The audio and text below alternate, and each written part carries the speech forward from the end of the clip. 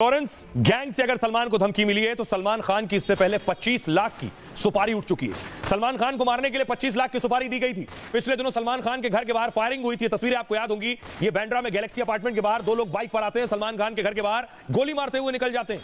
इसमें से एक शख्स की गिरफ्तारी हुई। अगली तस्वीर में आपको दिखाऊं, यह है वो शख्स, इसका नाम है सुक्खा।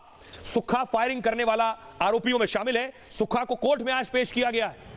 कोर्ट में ले जाने की तस्वीर है। सुक्खा ने पूछताछ में सनसनीखेज खुलासा किया है कि सलमान खान को मारने के लिए 25 लाख की सुपारी दी गई थी। आपको याद होगा, बाबा सिद्दीकी को मारने के लिए 2 लाख की सुपारी थी। 50-50 हजार रुपए शूटर्स को दिए गए। सलमान को मारने के लिए 25 लाख। 6 महीने पहले लॉरेंस ने सलमान के घर फायरिंग कराई। बाइक से आए 2 हमलावरों ने कई राउंड गोलियां चलाई। फायरिंग मुंबई में सलमान के गैलेक्सी अपार्टमेंट पर हुई थी और इस मामले में अब लॉरेंस का गैंगस्टर सुक्खा गिरफ्तार हुआ। मुंबई पुलिस ने जाल बिछाकर हरियाणा के पानीपत से इसकी गिरफ्तारी की है। पुलिस की गिरफ्त में गैंगस्टर सुक्खा ने कई बड़े खुलासे किए। सुक्खा ने बताया कि 25 लाख में लॉरेंस ने सलमान की सुपारी दी थी। 60 से 70 लोगों को सलमान पर नजर रखने के लिए लगाया गया था। हत्या के लिए सुक्खा ने 18 साल से कम उम्र के लड़कों की भर्ती की थी। क्यों? 18 से कम होंगे, गिरफ्तार भी होंगे तो बालिग होने तक ही सजा होगी, बाल सुधार गृह में रहेंगे, फिर छूट जाएंगे। ये लड़के अभी पुणे, रायगढ़, नवी मुंबई, ठाणे और गुजरात में हो सकते हैं। हत्या के लिए AK-47, M16, AK-92 जैसे खतरनाक हथियार आने थे। सुक्खा ने हथियारों की डील के लिए पाकिस्तान के डीलर से संपर्क किया। शूटर्स को जिगाना मेड पिस्टल भी सलमान की हत्या के लिए पहुंचाई गई। जिगाना वही अतीक और अशरफ के लिए जिसका इस्तेमाल हुआ था। सलमान की हत्या के बाद सभी शूटर्स को कन्याकुमारी में इकट्ठा होना था, यानी उसके बाद वहां भागना था। इसके बाद शूटर्स नाव के जरिए भारत छोड़कर श्रीलंका फरार हो जाते। श्रीलंका से सभी शूटर्स को ऐसे देश जाना था जहां भारतीय एजेंसी ना पहुंच पाए। हालांकि सलमान खान की हत्या का यह प्लान सफल नहीं हो पाया। गैंगस्टर सुक्खा की गिरफ्तारी के बाद मुंबई पुलिस ने नई चार्जशीट दायर की है और सलमान के मर्डर की प्लानिंग पर यह खुलासा नई चार्जशीट में ही किया गया है। अब देखिए, इसीलिए सलमान खान की सिक्योरिटी बढ़ाई गई है। सलमान खान के फार्म हाउस की तस्वीर मैं आपको दिखा रहा हूं। यह सलमान का फार्म हाउस है और सलमान खान अक्सर इस फार्म हाउस में रहते हैं। आपको याद होगा, कोरोना के दौरान भी सलमान खान इसी फार्म हाउस में वक्त गुजार रहे थे। ज्यादा वक्त रहते हैं सलमान खान इस फार्म हाउस में। अगली तस्वीर दिखाऊं, यह तस्वीर देख रहे हैं सलमान खान के घर की तस्वीर आप देख रहे हैं। यह गैलेक्सी अपार्टमेंट है और सुरक्षा बढ़ा दी गई है। भारी पुलिस बल तैनात किया गया सलमान खान के घर के बाहर भी। अब आइए आपको सुनवाता हूं, हमारे सहयोगी जतिन मुंबई में है, उनकी रिपोर्ट देखिए कि सलमान की सुरक्षा के बारे में वो क्या बता रहे हैं।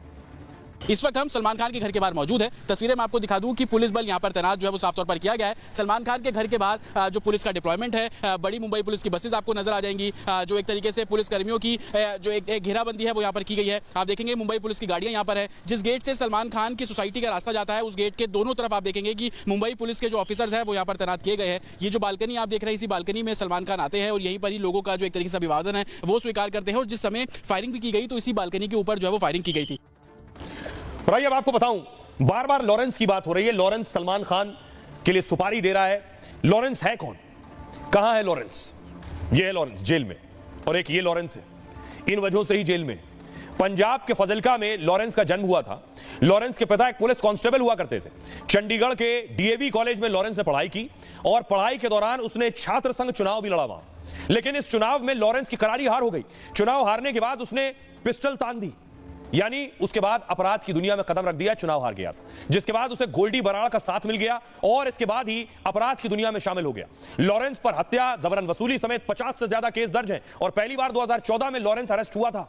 लेकिन पंजाब के मोहाली में वो चकमा देकर फरार हो गया। 2016 में फिर गिरफ्तार हुआ और अलग अलग जेल में रखा गया है। जेल में रहते हुए सिद्धू मूसेवाला का मर्डर करवाया लॉरेंस ने। 9 साल तक वो दिल्ली की तिहाड़ जेल में कैद रहा है। पिछले साल सीमा पार से करोड़ों की ड्रग्स के आरोप में उसकी गिरफ्तारी हुई, जिस पर गुजरात पुलिस ने उसका प्रोडक्शन रिमांड लेकर वो गुजरात ले गई। तब से गुजरात के साबरमती जेल में लॉरेंस बंद है और लॉरेंस गैंग आज देश का सबसे खतरनाक गैंग बन चुका है। इसके कई गैंगस्टर NIA के मोस्ट वांटेड लिस्ट में भी शामिल हैं। हमारे साथ एक्स DGP विक्रम सिंह साहब जुड़ रहे हैं। विक्रम सिंह साहब, क्या कुछ सवाल यह है कि लॉरेंस का सलमान से विवाद हिरण के शिकार या फिर मुंबई अंडरवर्ल्ड पर कब्जे के लिए है? एक तरफ वो काले हिरण के शिकार के मामले में पीछे छुप रहा है, मकसद कुछ और है। जो भी इसकी वीडियो क्लिप्स आ रही हैं, जिनसे यह स्पष्ट होता है कि उसकी क्रियाशीलता केवल मुंबई और महाराष्ट्र में नहीं है, जबकि दाऊद इब्राहिम का मुख्यतः कार्यक्षेत्र मुंबई और महाराष्ट्र था और ड्रग्स और अन्य क्षेत्रों में भी था। लॉरेंस बिश्नोई का ड्रग्स से कोई लेना देना अब तक प्रकाश में नहीं आया है। उसकी क्रियाशीलता दिल्ली, पंजाब और भारत के अन्य प्रांतों में भी है, जहां दाऊद इब्राहिम का गिरोह क्रियाशील नहीं था। तो उसके मद्देनजर यह तो नहीं कहा जा सकता है कि दाऊद इब्राहिम से प्रतिद्वंद्विता या उसके वर्चस्व को समाप्त करने के लिए आया है।